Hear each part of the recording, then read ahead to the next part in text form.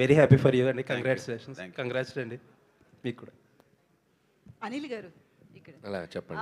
Basically ladies అంతా కలిసి మీ మీద కేసు పెట్టాలనుకుంటున్నాం.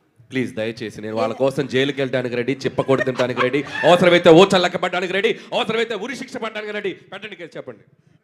అయితే ఎందుకు అంటే చిరంజీవి గారు లాంటి ఇమేజ్ ఉన్న స్టార్ తోటి ఆ చట్టాలు అనేవి కాపాడుకోవడానికి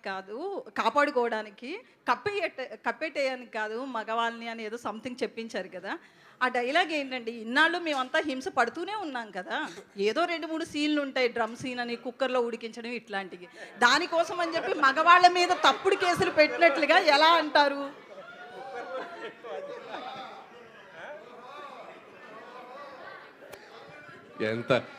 ఎంత సింపుల్ గా చెప్పిందో తెలుసు లక్ష్మి. ఆయన లేచి వెళ్ళిపోయాడు. నిశాంత్ గారికి భయం వేసింది.